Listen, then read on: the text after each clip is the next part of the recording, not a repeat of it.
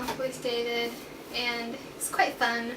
We got there at 5, then we walked around, got food, or not food, snacks, and then like we walked around until like 7, and then at 7 we like chilled for a good 30 minutes.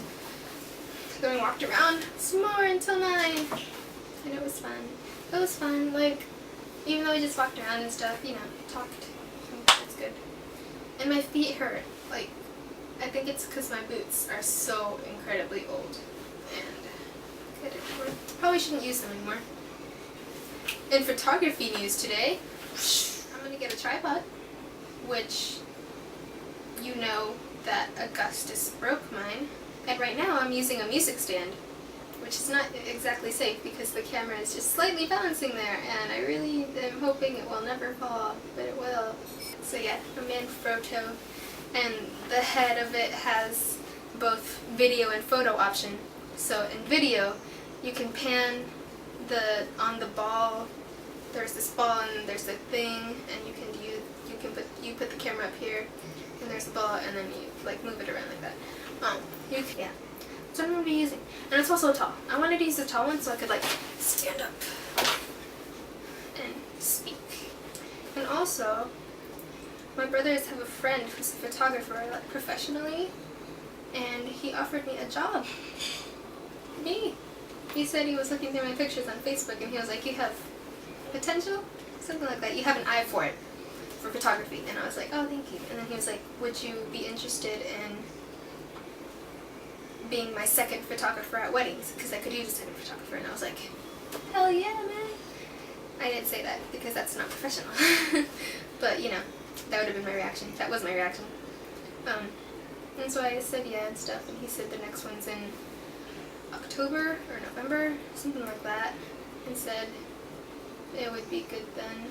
So I'm going to be doing that, and I'm going to get paid. I'm going to get paid sweet, sweet money. I saw in his portfolio it was like over 1,000 for a wedding. I know most of that's going to go to him. I'm going to get like, I would just be glad to get 10%. 10% out of that is like 100 already. So, oh wait, no. Yeah, that's 100, I think. I wasn't even expecting to get paid, honestly, so I'm grateful for that. I'm gonna have a job. Okay, so I didn't do this earlier because, one, laziness. And I woke up early and I was reading most of the time.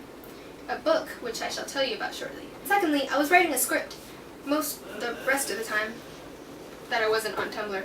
I was writing a script for a sketch that I wanted to do because I thought it'd be cool and it seemed silly. So yeah, I was gonna do that, and then I realized that I had to film it, and then I remembered that I was going to the mall, and it was too much. So I just decided to do this, and you'll get that sketch eventually.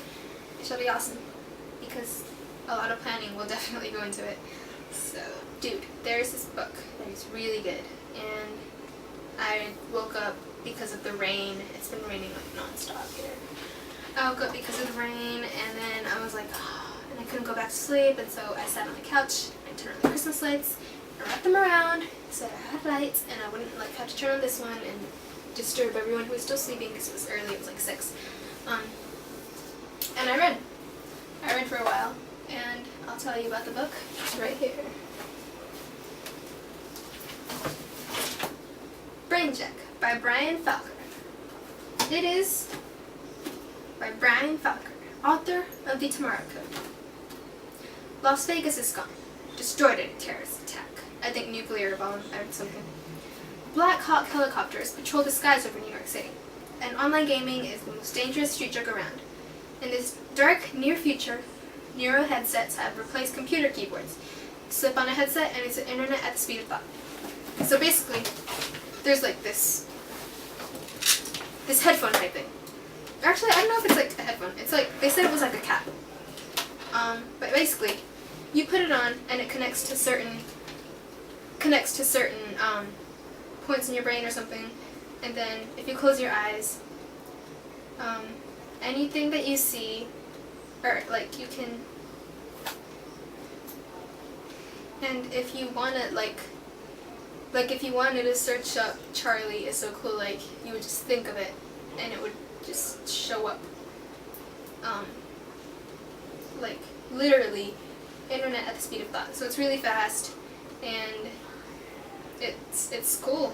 I would want one if there wasn't the you'll see. And you could stream movies like inside your head.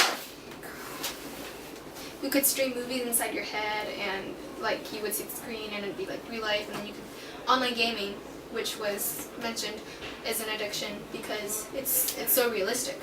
And most people probably don't have much interesting lives, or at least they think that they wouldn't, and so they resort to online gaming. They get addicted. It's like, that's why it said the most dangerous street drug around. They will get so addicted that they won't like eat or sleep, and they'll just play it for however long. This one guy played it for 4 hours straight. 4 days straight, or 3, something like that, without eating.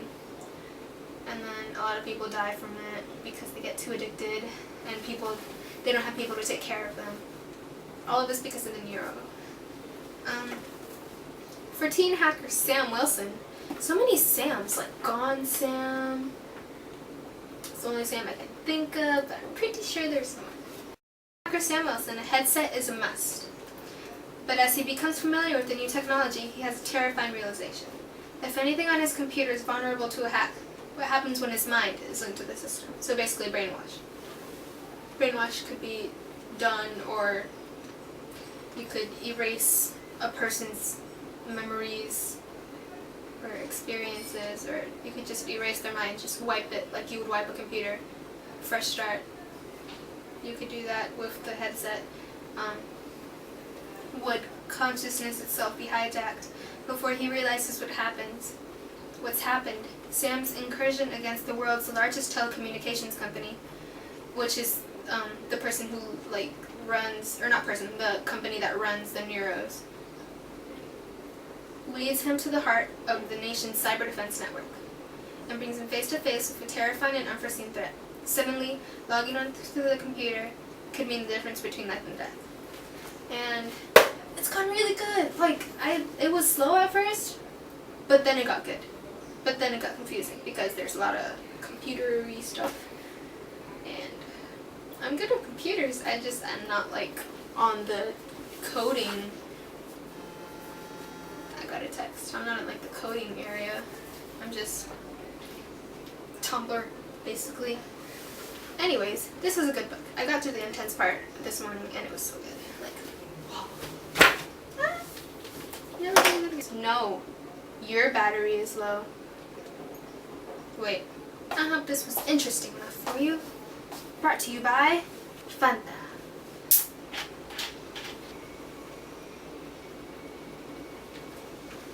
Fanta, Fanta, don't you want to? That's totally going in this video. My laptop has a mustache. Alright, I shall let you go with that note. Bye, Sarzi. See you on Sunday.